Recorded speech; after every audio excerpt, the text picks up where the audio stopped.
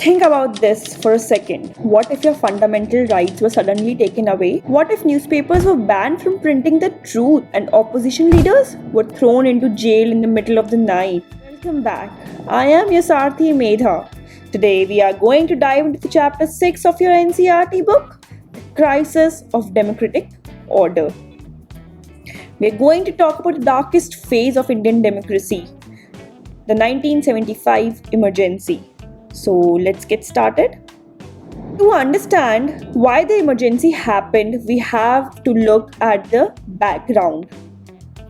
Things don't just break down overnight.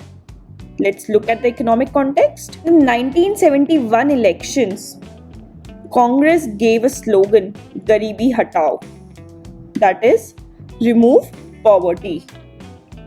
But did poverty actually go away? No, it did not. The social and economic conditions in the country did not much improve after 1972.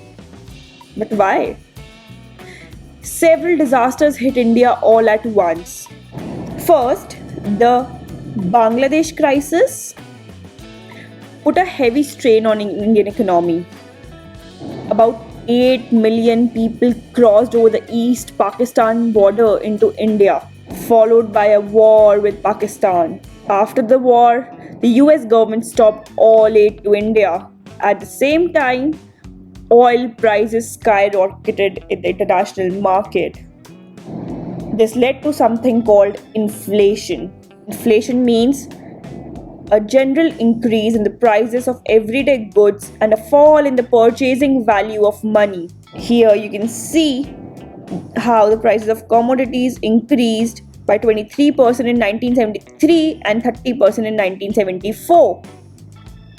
Can you imagine the cooking oil you buy today suddenly costing 30% more the next year? You cannot, right? Similarly, they couldn't. People had to face a lot of hardship. On top of this, industrial growth was low.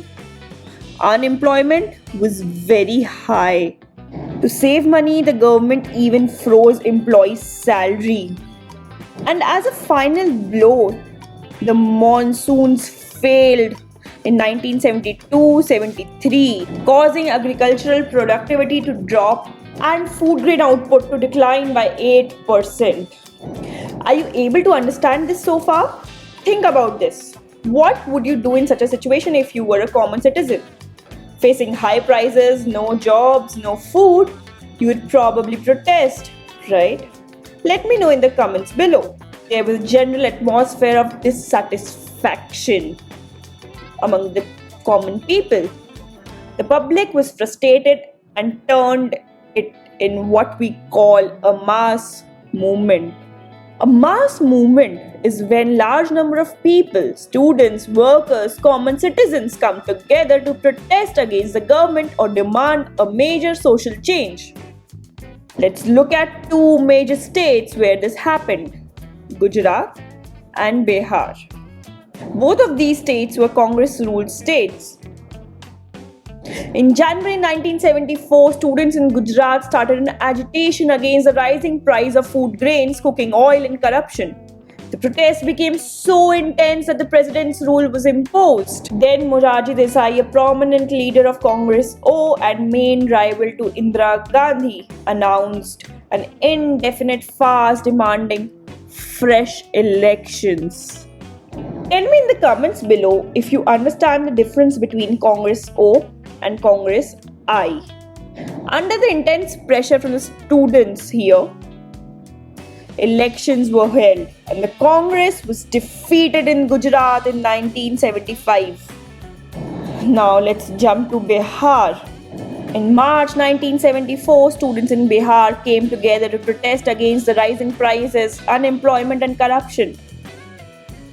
But they needed a leader and invited Jayaprakash Narayan.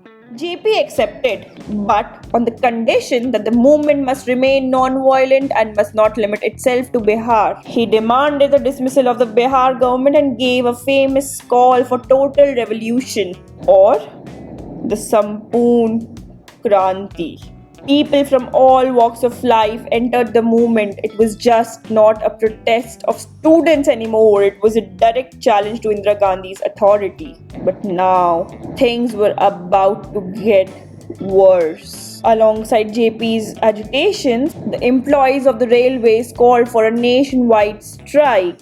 In May 1974, the National Coordination Committee for Railwaymen's Struggle, led by George Fernandes, called for a strike over bonuses and service conditions.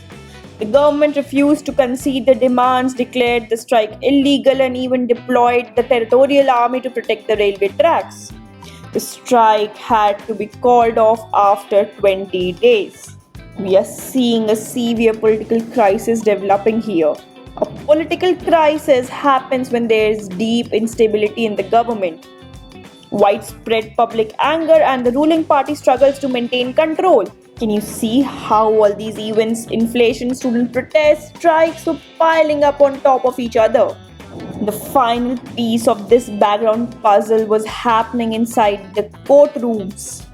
The government and the ruling party had major differences with the judiciary. Spirit saw a deep constitutional crisis as the Supreme Court constantly blocked Parliament's attempts to abridge fundamental rights, curtail property rights, or prioritize directive principles over constitutional protections, fueling a direct conflict between the government and the judiciary. This culminated in the main issue, the famous Keswanand Bharati case, in which the court ruled the parliament cannot amend the basic features of the constitution. You already know this from your 11th grade. Immediately after this, a vacancy arose for the Chief Justice of India.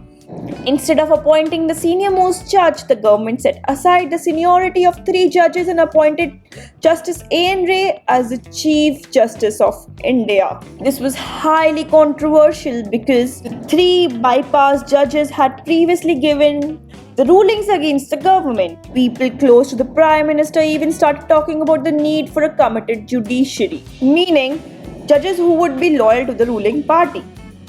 The stage was completely set for a major showdown. So, the country was essentially a powder keg waiting for a spark. In our next video, we will see the exact trigger that caused Indira Gandhi to press the panic button and declare a state of emergency. But before we go, let's do a quick revision of what we have learned today. First, the economic crisis of the early 1970s, fueled by the 1971 war, the US suspension of aid, and the rising global oil prices, which led to the massive inflation and unemployment. Second, high prices and corruption triggered massive student-led mass movements in Gujarat and Bihar. Third, Jayaprakash Narayan took leadership of the Bihar movement and called for a total revolution against the government. Fourth, a nationwide railway strike in 1974 led by George Fernandes paralyzed the country and added to the massive political crisis. Fifth, the executive clash with the judiciary, peaking when the government bypassed senior judges to appoint A.N. Ray as the Chief Justice. So, if this video helped you understand the concepts clearly, please hit the like button, subscribe, let me know in the comments if you have any other questions, and I'll see you in the part 2. Thank you.